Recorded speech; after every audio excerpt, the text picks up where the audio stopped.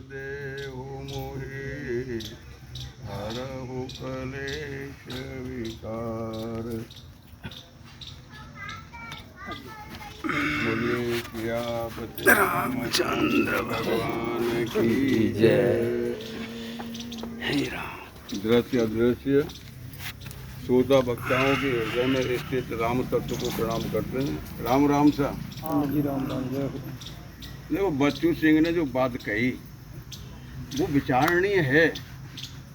तुम नहीं विचारोगे तो तुम्हारी आने वाली पीढ़ी विचारेगी। और संतोष भैया ने जो समर्थन किया एक पीड़ादायक विषय है, उसको न हम सुनना चाहते हैं और न उसके विषय में कुछ करना। आज का विषय नहीं है ये, आज का विषय नहीं है बंधु। हजारों साल से देश गुलाम रहा। जब से नालंदा और तक्षशिला हमारे शिक्षा केंद्र थे उनको नष्ट किया गया, ये इस बात का प्रतीक था कि सनातन धर्म को हमें आगे नहीं चलने देना है। और वो विष जो है ये क्या है, विष है ये। और उस समय जो विष का अंकुर था वो आज विराट वृक्ष बन चुका है और उस पर फैलाने शुरू हो गए हैं। मैं आपको स्मरण दिलाऊं कि जो स्थिति त्रेता युग में थी वही स्थिति अब है। राम और रावण दो पात्र हैं रामचरितमानस के। राम कहते हैं कि वेदों के मार्ग पर चलो और रावण कहता है कि वेदों के मार्ग पर न चलूंगा और न किसी को चलने दूंगा। आज जो विधर्मी हैं वो उसी संस्कृति को मान रहे हैं, रावणी संस्कृति मान रहे हैं। और बंधुओं, इस राम का काज क्या है कि ये संस्कृति रावण की न हो और ये संस्कृति राम की हो। सुग्रीव ने सारे वानरों को बुलाया और कहा कि राम काज और मोर निहोरा, वानर यूथ जाओ चहूं ओरा। इस संस्कृति को समूल नष्ट करना है। और सुंदरकांड क्या कहता है बंधु कि राम का काज तो हनुमान जी करेंगे। क्यों? कि राम का काज वही करेगा जिस पर खुद अपना काज नहीं होगा। जिस पर अपना काम है वो राम का काम नहीं कर सकता। पार्वती से भगवान शंकर कहते हैं कि मैंने बंदरों की सेना को देखा और जो गिने वो समझदार मूर्ख।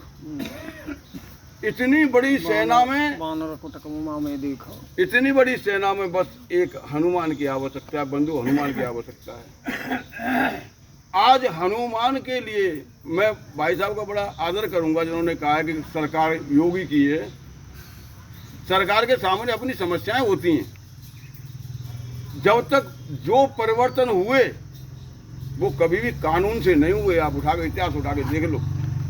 जब तक जन जागृति नहीं होगी, जब तक हम इस बात को महसूस नहीं करेंगे कि हमारे साथ कुछ गड़बड़ हो रहा है, तब तक हम नहीं जाएंगे।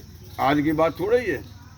हमारा हिंदुस्तान आर्यवर्त खंड था और सारे सनातनी थे। ये सिलसिला कब से चला मैं आपको स्मरण दिलाता हूँ कि यहाँ पर कोई भी ईसाई अपने देश से ईसाई नहीं लाया।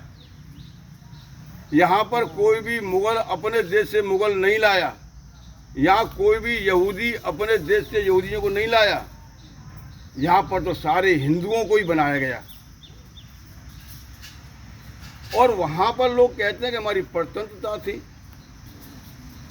अरे अब तो स्वतंत्र हैं आप, और आपकी स्वतंत्रता में वो विश्व का वृक्ष जो है फल रहा है, फूल रहा है, और हम केवल ये कह करके अपना पीछा छुड़ा रहे हैं कि हो ये सोई जो राम रचा। राम जो कहते हैं कि मैं नहीं रचा और न मैं रचूंगा, मैं तो हनुमान प्रकट करता हूँ, मैं तो हनुमान के वहाँ ही बढ़ता हूँ। इस संस्कृति को अब देखिए कि ये जो सुंदर कांड है। मैं थोड़ा सा ही कहूँगा। हनुमान जी कथा तो हमारे आचार्य जी हैं, कई हमारे लोग हैं वो 7-7 दिन में केवल हनुमान ही कथा ही कहते हैं, तो वहाँ तक तो पहुँचे नहीं है, लेकिन थोड़ा संकेत करता हुआ गुजरूंगा मैं आपसे क्या हनुमान सम नहीं को बड़ भागी, नहीं कोई रामचरण अनुरागी। एक बार ऐसा हुआ बंधु, देखिए कृतज्ञता और कृतज्ञता दो चीजें हमारे समाज में। राम की संस्कृति बताती है कि कृतज्ञता करो भैया, कोई तुम्हारे साथ में कोई अच्छा काम कर दो तो धन्यवाद तो दे दो यार, वैसे तो तुम उसके ऋणी हो गए, उसके ऋण को चुकाइए, और ऋण नहीं चुका सकते हैं तो हाथ जोड़ करके कहिए कि भैया तू हमारे काम आया भैया, भगवान तुझे, इसको कहते हैं दुआ कमाना। दुआ, जहाँ दवाएं काम नहीं करती हैं वहाँ पे दुआएं काम करती हैं, और बंधुओं दुआएं भी कमाई जाती हैं। हनुमान जी के समान कोई दुआ करने वाला आज तक पैदा ही हुआ ही नहीं। क्यों कि हनुमान जी जब अयोध्या में ये जो भी बता गए थे कि वहाँ पर प्रभु राम ने कहा कि अगर मैं हनुमान को कुछ नहीं दूंगा तो कृतज्ञता होगी। बार बार कह रहे कि हनुमान कुछ मांग ले, कुछ मांग ले, कुछ मांग ले। और कबीरदास जी की संस्कृति क्या है, का मांगऊं कछु थिरन रहाई, देखत जगत चला सब जाई, एक अलग पूत सवाल के नाती, और जा कुनवा घर दियो न बाती। महाराज क्या मांगूं, क्या मांगूं, क्या देंगे आप मुझे?